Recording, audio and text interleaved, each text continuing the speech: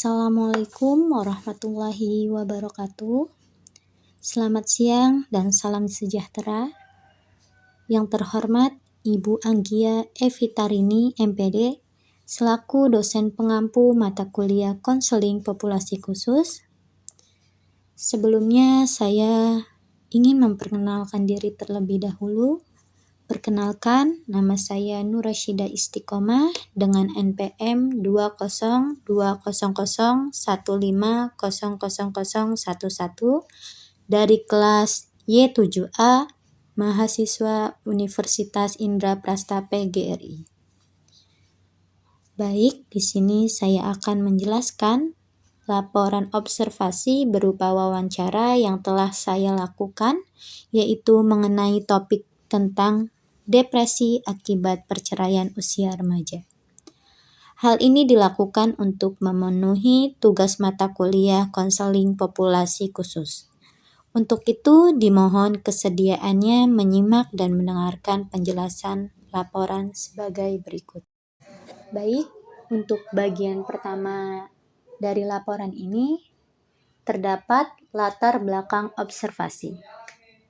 Latar belakang ini diambil sesuai dengan topik yang akan dibahas di dalam laporan, yaitu perceraian merupakan peristiwa yang sangat menakutkan bagi setiap keluarga, baik suami, istri, dan anak-anak. Penyebab perceraian bisa bermacam-macam, yaitu antara lain gagal berkomunikasi sehingga menimbulkan pertengkaran, ketidaksetiaan, kekerasan dalam rumah tangga, masalah ekonomi, pernikahan usia dini, perubahan budaya, dan lain sebagainya. Menurut studi yang dipublikasikan PubMed Central, 75% orang yang sudah bercerai mengaku bahwa penyebab hancurnya rumah tangga mereka adalah kurangnya komitmen. Sementara itu, 59,6% pasangan bercerai akibat kasus perselingkuhan. Dan 57,7% lainnya akibat terlalu banyak konflik dan pertengkaran. Perceraian mengakibatkan banyak perubahan dalam hidup seseorang. Dampak perceraian secara psikologis pada wanita dan menemukan bahwa wanita yang bercerai memiliki tingkat stres yang lebih tinggi dibandingkan wanita yang menikah. Hal ini berpotensi menimbulkan depresi, karena perceraian mampu membuat seorang wanita merasa tidak bahagia dan kesepian. Para wanita yang sudah bercerai mungkin memiliki kekhawatiran dalam segi mencari pasangan yang tepat untuknya di masa depan. Emosi lain yang dapat dirasakan oleh wanita yang bercerai adalah rasa bersalah. Perasaan bersalah tersebut bisa terlahir dari pemikiran bahwa sang wanita belum berusaha maksimal dalam mempertahankan pernikahannya. Slide berikutnya yaitu terdapat identitas klien.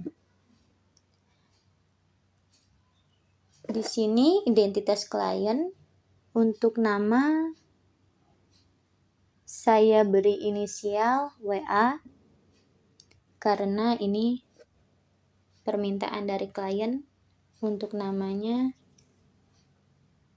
disamarkan. Tempat tanggal lahir Bekasi 14 April tahun 2000, jenis kelamin perempuan, alamat tempat tinggal Kampung Ciketing, RT 001 RW 011, Mustika Jaya, Bekasi. Pendidikan klien S1, pekerjaan klien karyawan swasta. Tanggal observasi dilakukan pada 9 Desember tahun 2023. Observer yang melakukan yaitu saya sendiri, Nurasyidah Istiqomah. Selanjutnya, deskripsi karakteristik klien. Klien merupakan seorang remaja perempuan berinisial WA yang berusia 23 tahun. Ia adalah anak pertama dari 2 bersaudara. Klien adalah mahasiswa di salah satu perguruan tinggi swasta di Jakarta. Klien sangat memiliki prestasi yang baik sejak usianya masih kecil. Klien memiliki bakat menjadi penulis serta membuat puisi. Klien bertempat tinggal di daerah Bekasi. Ia tinggal bersama ayah, ibu, dan adiknya. Klien menikah pada usia remaja, yaitu saat ia berusia 22 tahun. Klien mengenal mantan suaminya di tempat ia bekerja. Setelah menjalin hubungan selama 1 tahun, akhirnya mereka berdua memutuskan untuk menikah. Beberapa bulan setelah menikah, klien mengalami pertengkaran hebat dengan suaminya, disebabkan oleh perselingkuhan. Mantan suaminya juga melakukan kekerasan, baik fisik maupun non-fisik. Tetapi mereka masih menjalankan pernikahannya karena klien memaafkan kesalahan suaminya. Dan beberapa bulan setelah itu, saat 1 tahun pernikahan suaminya melakukan perselingkuhan kembali. Pada saat itu, klien sangat mengalami stres atas perbuatan suaminya. Ia pun akhirnya mengambil keputusan untuk bercerai. Sejak perceraian itu, klien mengalami depresi. Keluar masuk rumah sakit karena terkena penyakit asam lambung dan tipes. Semua kehidupan klien berubah semenjak perceraian itu. Ia sering begadang karena susah tidur, makan telat, bahkan sering tidak makan. Klien menjadi pemurung sampai tidak mau keluar rumah sekedar untuk berinteraksi dengan tetangga. Klien juga melampiaskan kesedihannya dengan merokok. Klien merasa takut dan malu setiap ingin keluar rumah karena persepsi orang lain tentang dirinya yang sudah bercerai di usia muda. Klien merasa seperti tidak memiliki semangat untuk hidup. Selanjutnya, permasalahan yang sering muncul.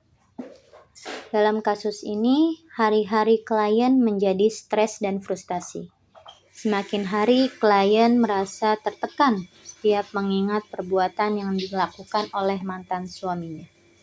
Bahkan terlintas ingin bunuh diri. Ia sangat mengalami trauma atas tindak kekerasan yang dialaminya. Klien sering menangis dengan tantrum, bahkan sampai pingsan karena terus-menerus mengingat hal menyakitkan tersebut. Klien juga sering merasa cemas berlebihan atau yang sering kita kenal anxiety, seperti putus asa dengan hidupnya. Saat diwawancarai, kondisi diri klien sangat mengkhawatirkan. Karena dari raut wajahnya yang sangat pucat dan badannya yang sangat kurus. Bahkan klien mengaku bahwa ia sangat trauma dan takut untuk mengenal laki-laki ke depannya nanti. Berikutnya terdapat analisa kebutuhan klien. Dalam kegiatan wawancara yang telah saya lakukan, maka saya menganalisa kebutuhan klien. Yang pertama, klien membutuhkan teman atau seseorang yang nyaman dan pengertian akan kondisi yang klien alami. Yang kedua, klien membutuhkan support dan semangat dari orang sekitar, terutama orang tua dan keluarga. Yang ketiga, klien harus meningkatkan rasa kepercayaan diri bahwa dirinya bisa bangkit dan sembuh dari rasa sakitnya.